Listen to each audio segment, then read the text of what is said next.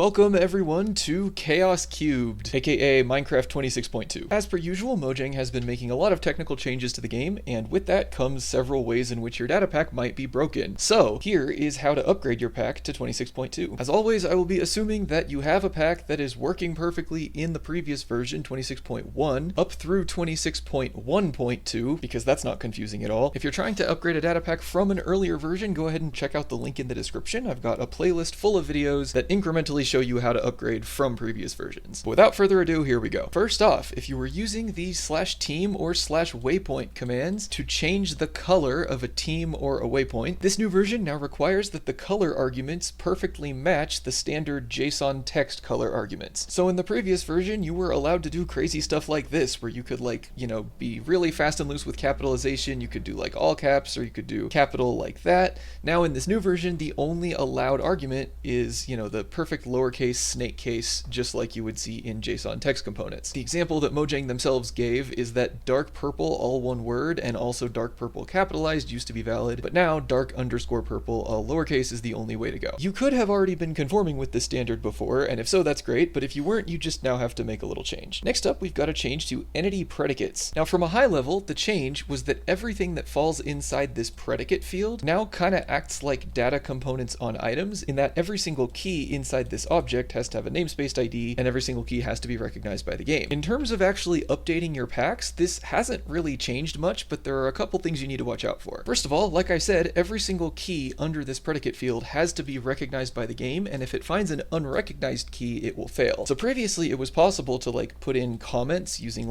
maybe some unrecognized key and then just write whatever comment you want over here. This is no longer allowed. If you want to keep using comments, you'll have to move them out to this outer level where unrecognized keys are still legal. Additionally, the type field under predicate is now called Minecraft entity type. Now every single field under predicate can now be prefixed with Minecraft like this, but the only one that actually had its name changed was type, and it's now entity type. And then lastly, the entire concept of type specific predicates has been reworked. So before, you would have this field called type specific. You'd always specify a type with some type of entity in here, and then the additional fields under that would be just fields relating to that specific entity. So if you wanted to test if a sheep was sheared, you had to use type specific with type sheep and then test if it was sheared. The change here is that each individual type under the type specific predicate is now its own top level predicate, like type out here. So how this works is if you had type specific sheep, for example, that now takes the form of a top level predicate called type specific /sheep. And then anything that goes inside this object is just whatever else was in the object before. We used to have sheared next to type under type specific, and now sheared is just the only thing inside that object, and the name sheep is actually in the key. Now this is true for every single type of type specific predicate. So if you were doing type specific fox, for example, then it would be type specific /fox right here. That is true for almost every single type of mob, with the exception of the slime. So rather than being type specific /slime to upgrade from this, it's now type specific /cube mob like this. And you can actually use this field to test slimes and magma cubes and sulfur cubes all at the same time. Alright, and that's it for predicates. And from here on out, every single other change that I'm going to cover is related to Worldgen. And strap in, because there's quite a bit. So first off, we saw this last time and we're seeing more of it again this time. There's been a whole bunch of changes to Worldgen features. And most of these changes have to do with generalization. So stuff that was really hard-coded before is now less hard-coded, which means you now have to specify more in order to keep it acting the same way it did before. So without further ado, here's everything that changed there. The configured feature called Pointed Dripstone has been renamed to Speleothem, and I hope I pronounced that correctly. Nice name if you're watching this, you can correct me in the comments, but that's what I'm going to call it for the rest of this video. The Speleothem feature has a few brand new fields. So base block was previously hard-coded and took on the value of just a dripstone block, and you have to specify that now. Pointed block was also previously hard-coded and is now pointed dripstone. Replaceable blocks was previously hard-coded and is now this tag. And then finally, there was an inner field in the previous pointed dripstone feature called chance of taller dripstone, and that has simply been renamed to chance of taller generation. So all I have to do is just change its name. As with all these features, the reason they're doing this is so that you can actually have more control over the blocks that get placed and where they get placed, etc. The dripstone cluster configured feature has also been renamed to Speleothem cluster, with all of the same brand new fields that we just saw in the previous feature. So these were all previously hard-coded and now they're not, so you have to specify them. And then there's also been some renamed fields. So all three of these that are all just a complete mouthful. Basically what happened is that everywhere you see dripstone in one of these keys, so dripstone column right here,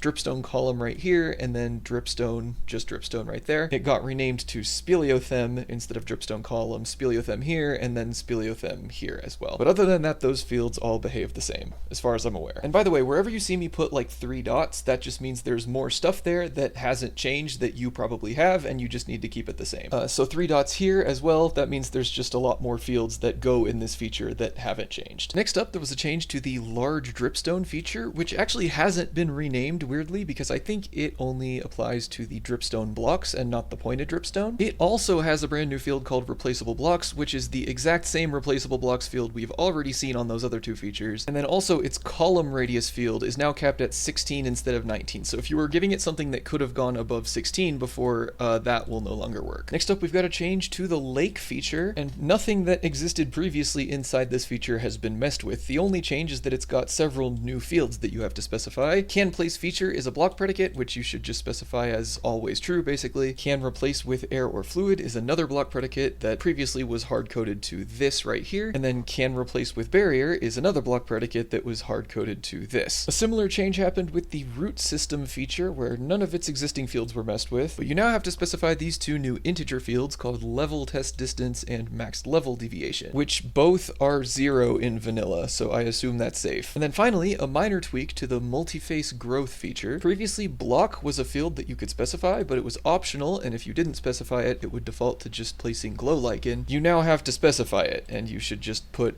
glow lichen. Alright, and that is it for features, not nearly as much as last time. And then last but not least, we've actually got a change to structure processors. Now for those not aware, a structure processor is a file that can edit the individual blocks of a structure whenever that structure initially gets placed in the world. Now this change isn't really one that I can show a good example of in the Datapack. I kind of just have to sit here and explain it to you, potentially with some visual aids. The change is that for all structures in a list, the block in the structure that they test their predicate against now respects the block that might have been placed by a previous processor in the list. So what do I mean by that? So let's say, for example, that in some structure that I place, like maybe this village, for example, I have a processor that looks for cobblestone and might randomly replace cobblestone with red terracotta. Now further in that list, it might also randomly replace redstone with yellow or blue terracotta, like this. So how it used to work is that if all 3 of these processors were testing for cobblestone specifically, then whether or not the red block gets placed will have no effect on whether or not the yellow and then also the blue block gets placed. So like for example, the blue one could overwrite the red one. In this new version, if the red block manages to get placed,